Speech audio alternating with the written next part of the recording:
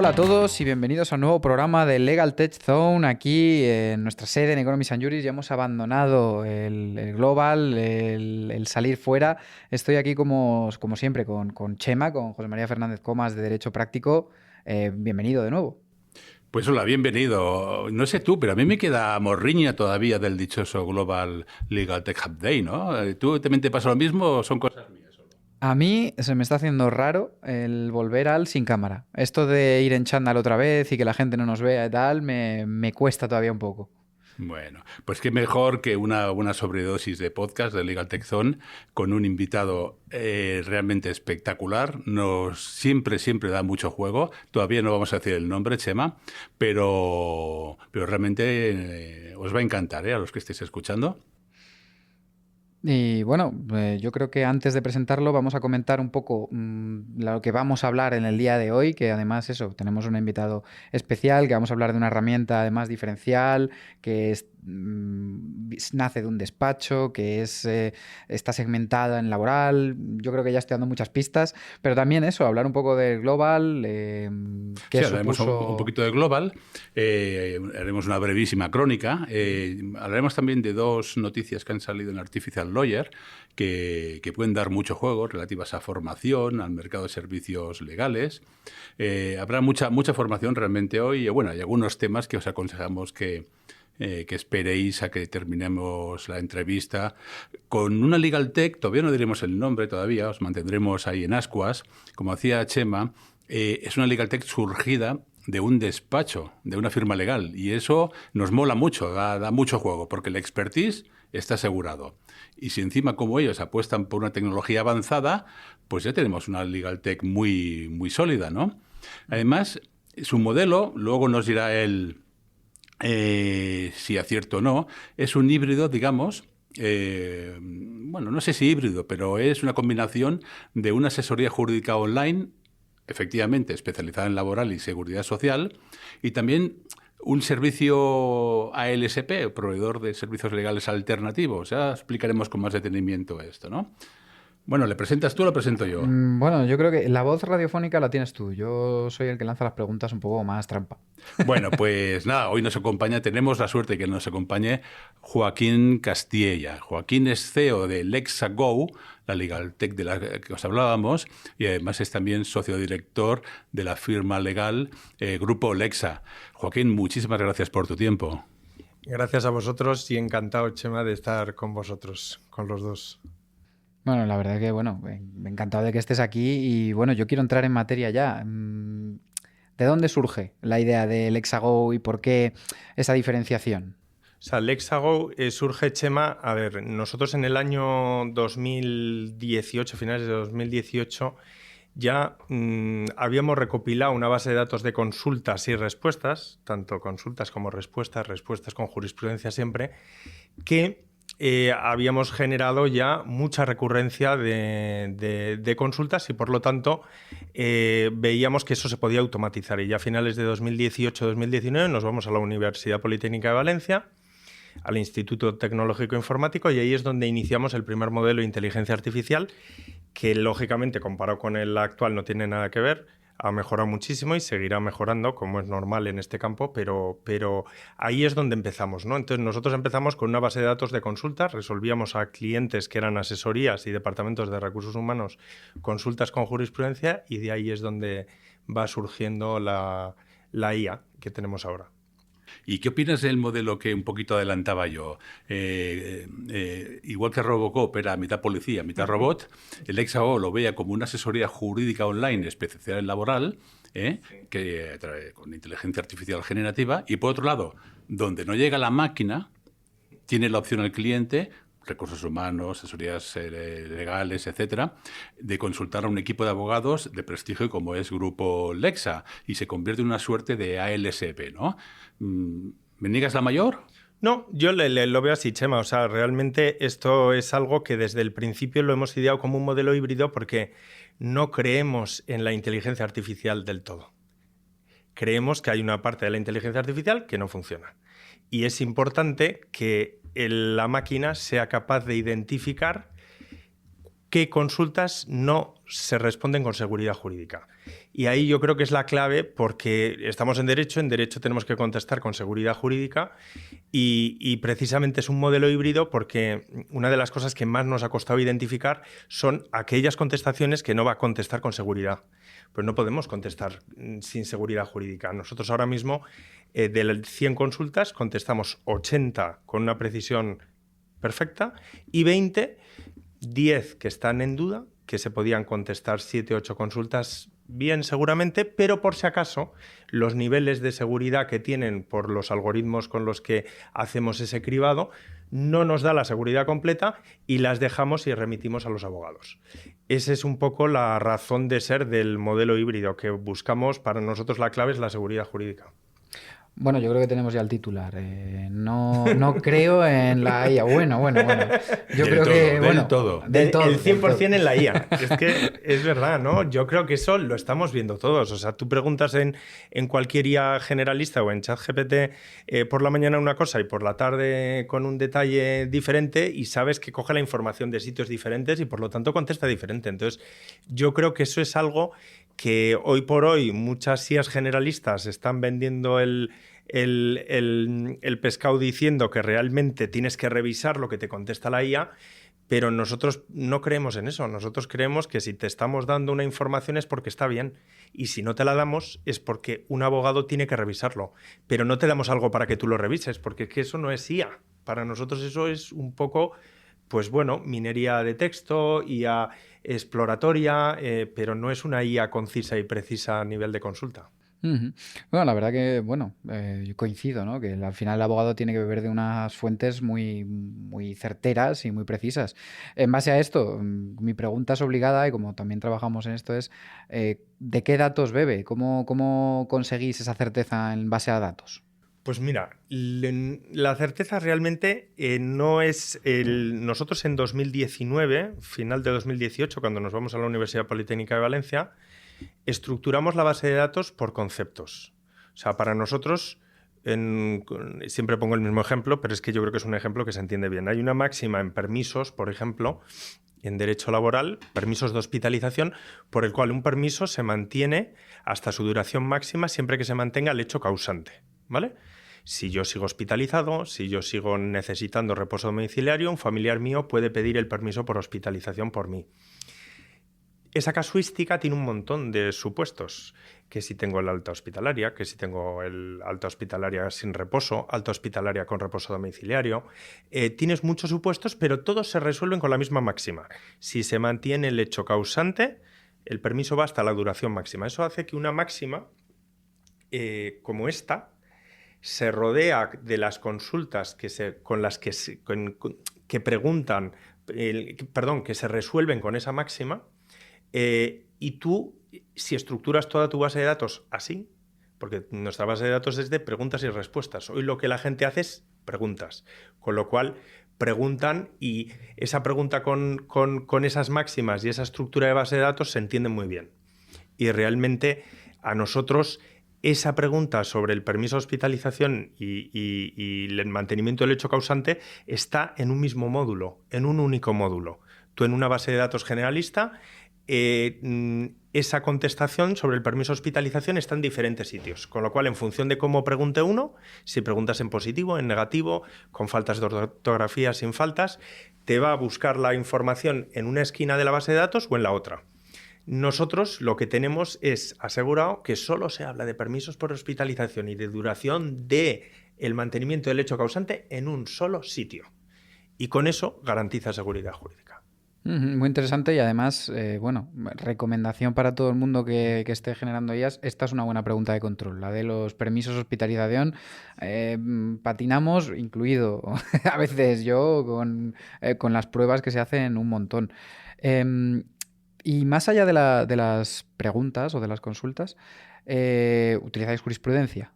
Nosotros, a ver, el tema es, nosotros la jurisprudencia que se utiliza en una contestación jurídica no puede ser una remisión a una sentencia, porque lógicamente son de pago. Nuestros contenidos son contenidos que hacen referencia a ROCs directamente del CENDOG y que hacen referencia a una sentencia pública sin remisión al documento. De hecho, nosotros lo que hacemos es remitir directamente al CENDOG y el usuario tiene unas instrucciones para copiar el ROG y directamente buscarlo él en su base de datos.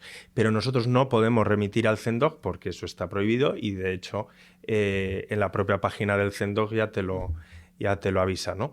Con lo cual nosotros lo que hemos hecho es hacer una base de datos propia de preguntas y respuestas y máximas que agrupan conjuntos de consultas. Oye, personalmente creo firmemente que una legal tech, da igual que sea una startup, deben tener como 3 pilares, ¿no?, para que sea sólida. La parte legal, la parte tech y la parte de comunicación, desarrollo de negocio, etcétera, ¿no? Porque puede ser muy bueno, pero si no lo comunicas es como si no existieras, ¿no? La parte legal yo creo que queda demostrado con Grupo Lexa en tema laboral. La parte tech, pues por ejemplo con la alianza con ITI que mencionabas antes, le da bastante solidez al proyecto. Y nosotros, tanto Chema como yo, vemos que también estáis apostando por una visibilidad muy, muy, muy interesante, ¿no?, en nuestros propios medios, en este podcast, en otros medios, etcétera. Y venía a cuento porque en 2022, estoy buscando la noticia, el periódico Expansión Jurídico os señaló entre las 10 legal tech de mayor proyección en 2022. Han pasado 2 años. ¿Qué supuso para vosotros este reconocimiento? El reconocimiento, como todo reconocimiento, no supone absolutamente nada. El pescado de mañana se empapela con el periódico de ayer, con lo cual no supone nada. Lo que sí que supone es, yo creo, el que se vayan uniendo esos puntos. Ahora mismo, si se mira hacia atrás, se ve la evolución desde ahí. En ese momento teníamos una base de datos que era la del ITI, una base de datos todavía muy rudimentaria. Hoy tenemos una IA generativa ya muy revolucionada, con una IA Colmenar que realmente funciona como un tiro y realmente a día de hoy se ve con más lógica ese recorrido. En su momento, pues bueno, tampoco supuso felicitaciones en LinkedIn y poco más, ¿no? Bueno, entonces, déjame que te interrumpa porque tiene mérito en el sentido que en 2022 ni habéis implementado la generativa, ni siquiera se hablaba de inteligencia artificial generativa, a menos en España. Fue en noviembre cuando se empezó a aterrizar un poquito, ¿no? Sí, ahí, a ver, nosotros es verdad o sea, que empezamos... el producto apuntaba maneras, como mínimo. Sí, nosotros, a ver, Chema, a nosotros lo que yo creo que nos ha ayudado muchísimo, porque el día que llega ChatGPT, lógicamente, como todos, nos echamos las manos a la cabeza, cojo a mis socios y les digo, nos hemos ido al garete, pero enseguida vemos que toda la estructura de base de datos que habíamos montado con el ITI desde finales de 2018, esa estructura de base de datos de IA Colmenar en formato máximas rodeadas por consultas hace que la generativa vehicule por esa base de datos de forma extraordinaria y con muchísima precisión. Entonces, es verdad que en esta base de datos hemos tardado 6 años en montarla. O sea, es una base de datos que cuesta mucho y 6 años montándola a 10 personas, corrigiendo diariamente las consultas. Lógicamente, lo que corregíamos en su día y lo que corregimos hoy son cosas muy diferentes, pero bueno, pero es verdad que se nota mucho que la base está muy madura, la base de datos. Yo tengo una pregunta un poco también. Bueno, hemos hablado de la colmenaridad de estas consultas. Hemos visto que tiene una proyección también muy alargada en el tiempo. Quería saber un poco cómo os adaptáis a todos los cambios legislativos, porque el laboral es muy dinámico. Todo el mundo sabe que el derecho laboral cambia rápido y ¿cómo hacéis para potenciar esa gran virtud que tiene el aplicativo? Porque yo lo he visto y la verdad es que responde muy certero. Es decir, vamos, os invito a probarlo.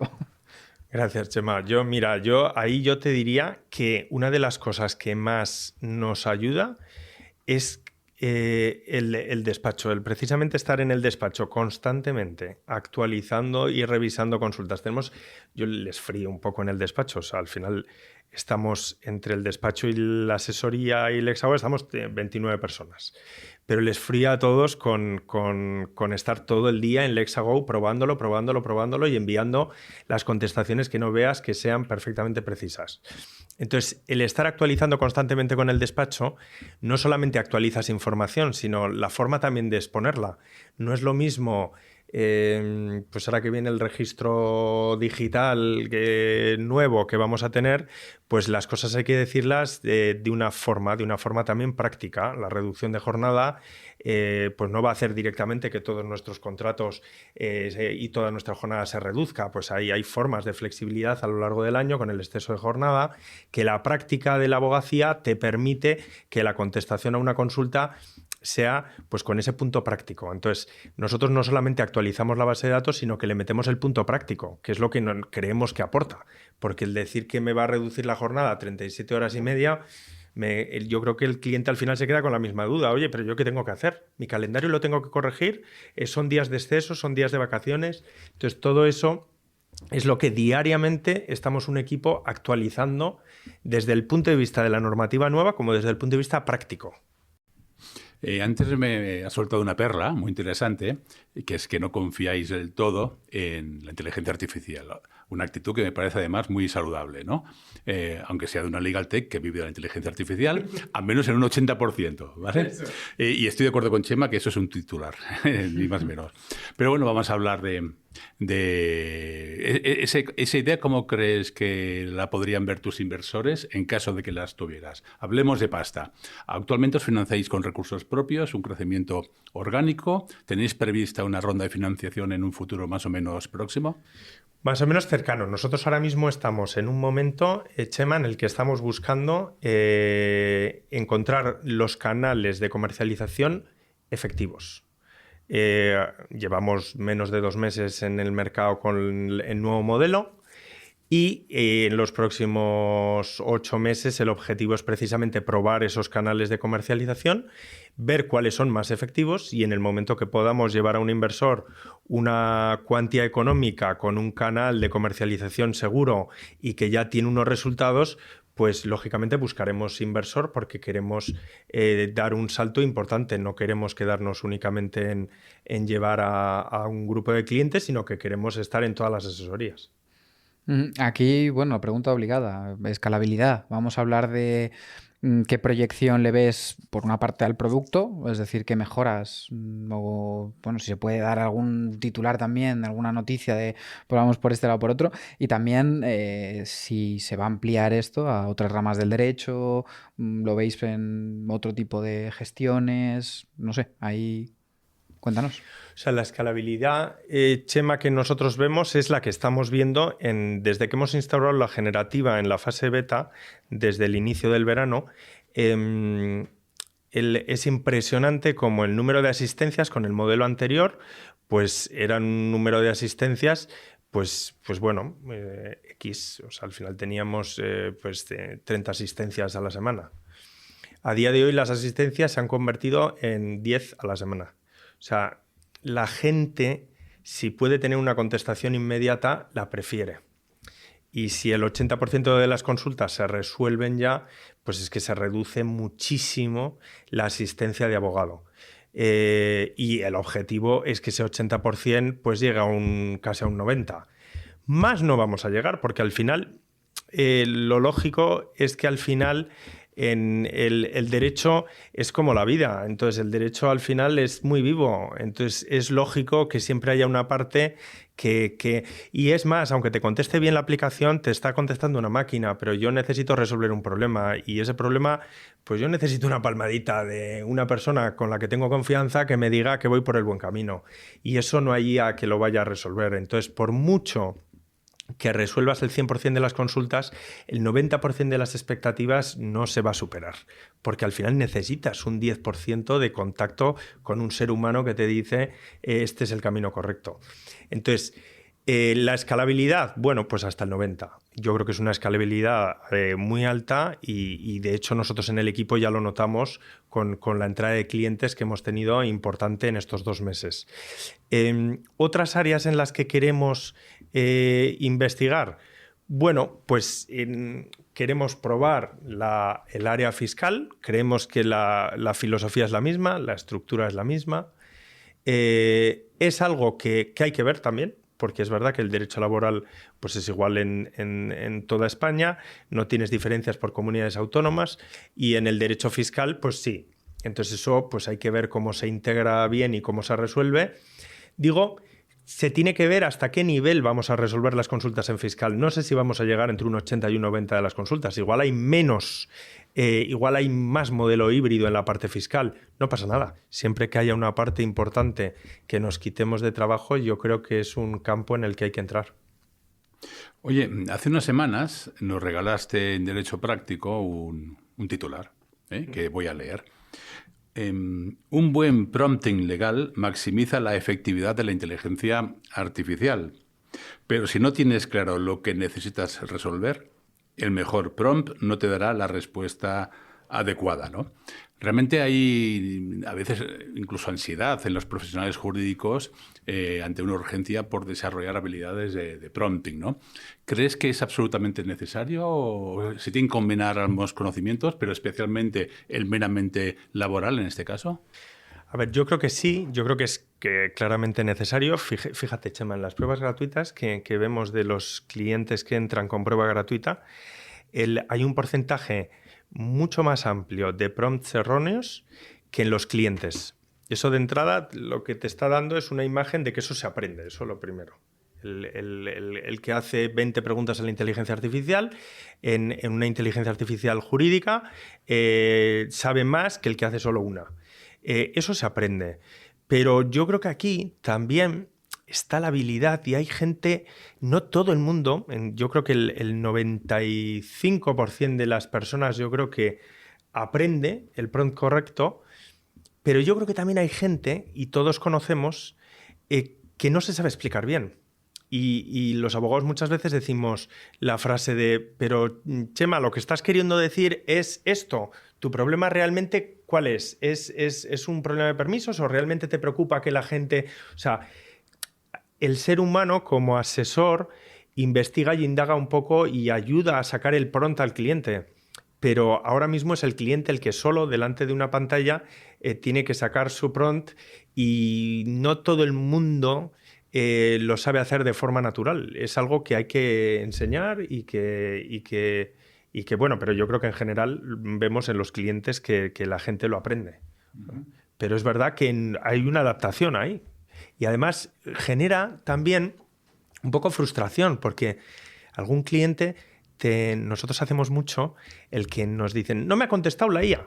Entonces le decimos, mira, es que hay que preguntar el concepto, qué es lo que estás preguntando, realmente cuál es tu problema, tu miedo es este. Vale, pues entonces pregunta ese problema y pregúntalo de forma sencilla, un poco de contexto. Entonces le pones la pregunta, se lo haces de otra forma y el cliente, claro, le estás preguntando, le estás cambiando la pregunta. Él se frustra mucho, hay clientes que se frustran mucho porque les cuesta dar con el problema que quieren resolver. O sea, que sí, que es un problema que está claro que estamos viendo. Sí, no, es todo un reto, creo yo, porque además este tipo de herramientas son, pienso, y estamos de acuerdo todos, una forma revolucionaria de buscar información jurídica o de consultar temas legales, ¿no? Pero claro, hay que adaptarse a esa forma de preguntar. Ya no son búsquedas en un campo determinado, por ponente, por temas clave, sino es una interacción, un diálogo absoluto con la máquina. Y hay que adaptarse. También la máquina se va a ir adaptando. Sobre esto, hemos visto como esta mutación que comentábamos de buscar en Google, que al final es terminología, es decir, una, dos, tres palabras, que es lo que te busca por si los resultados coinciden más o menos, a una búsqueda diferente. Estoy viendo últimamente que hay una tendencia como, en vez de, digamos, cambiar la mentalidad de la gente, es cambiar el canal. Y aquí va mi pregunta, que a lo mejor es un poco tricky, se está tendiendo a llevar estas plataformas a canales como WhatsApp, porque al final la mentalidad es que nosotros en WhatsApp escribimos diferente, no es una barra de búsqueda de Google. No sé qué te parece esto y si a lo mejor, bueno, lo habéis valorado. No, pues no lo habíamos valorado, Chema, y me parece una idea interesante, porque es verdad que la gente en WhatsApp interactúa en formato diálogo total Y es verdad que todavía todos tenemos un poco la referencia de Google, ¿no? De preguntar por conceptos, no solo en las bases de datos generalistas en las que hemos consultado jurisprudencia y seguimos consultando jurisprudencia, sino que es verdad que al final WhatsApp es mucho más la imagen a la que hay que seguir, ¿no? Sin minimizar tanto las palabras, como que hay mucha gente que escribe en WhatsApp que dices que eso, pues igual la IA se vuelve loca. Pero bueno, pero yo creo que el camino es ese, sí, sí. Sí, eso, bueno, o por voz, que también se está llevando mucho. Yo lo dejo ahí como ideas a futuro porque creo que es un poco hacia donde se están dirigiendo ¿Cuándo estas llegará búsquedas. la revolución de la búsqueda con voz? Es Eso, interesante Sí, eso. cuidado, sí. pronto ahora los nuevos GPT y eso van Porque bastante locos. tecnología hay, efectivamente, ¿no? Ujú. Sí, sí, funciona muy bien. O sea, yo creo que la voz, nosotros en nuestro portal, en Lexago, al final utilizarlo en el móvil con la voz funciona de maravilla. Pero vamos, que no es por mérito de Lexago, sino por mérito de Apple y de Samsung. Y pues al final el teclado funciona muy bien la voz. Oye, ¿qué funcionalidades tenéis previstas más o menos a corto medio plazo de implementar? Creo que me hablasteis del tema de un tratamiento especial de los convenios colectivos. De los convenios, Chema, lo que tenemos ahora mismo en la cabeza son dos caminos. Antes de meternos ya en el área fiscal, el camino que queremos ahora explotar son acabar el tema laboral de forma contundente, que son, uno, con los convenios colectivos. Es decir, tú ahora mismo utilizas, haces una pregunta, nosotros analizamos la jurisprudencia y el Estatuto de los Trabajadores y te damos una contestación. Pero hay falta que me digas que tu convenio colectivo es el de Comercio del Metal de Madrid. Entonces, nosotros lo que vamos a hacer ahora, estamos en esta fase ahora mismo, nuestros ingenieros están en la parte de integrar todos los convenios colectivos en nuestra base de datos, extraer el artículo del convenio que habla sobre permiso de hospitalización en el convenio de comercio del metal de Madrid, integrarlo con la contestación que te da la IA y hacer un mix y una contestación definitiva. Ese es en lo que estamos ahora. Y la segunda parte en la que estamos ahora es con la parte de formularios también. O sea, al final los formularios yo creo que ahí hay muchísimo juego y muchísima automatización que está por hacerse y que poco a poco yo creo que los abogados y los asesores cada vez nos atrevemos más. ¿Procesales, extraprocesales, entiendo? ¿De todo tipo? Yo creo que se puede rellenar formularios de cualquier tipo, siempre y cuando un formulario siempre, aquí el 100% para mí, tenga una supervisión humana siempre. Porque al final un formulario ya es un acto en el cual tú comprometes a un cliente, por lo tanto, o te comprometes tú si eres el usuario final el que rellenas el formulario, ¿no? Con lo cual ahí tiene que haber una revisión, de coherencia, de matices. Al final los matices del lenguaje jurídico son importantes y la empatía que tienes que tener con el cliente para saber que a esta empresa se le puede pedir esto y a esta otra no se le puede pedir eso, pues muchas veces determina el éxito o el fracaso de una reclamación. Con lo cual, en la parte de formularios, con una revisión debida, yo creo que se puede automatizar mucho en datos, en un primer rellenado de información, pero ahí queremos también meternos a fondo. Y las cuentas salen porque al automatizar el contrato ahorras 5 y al revisarlo gastas 1.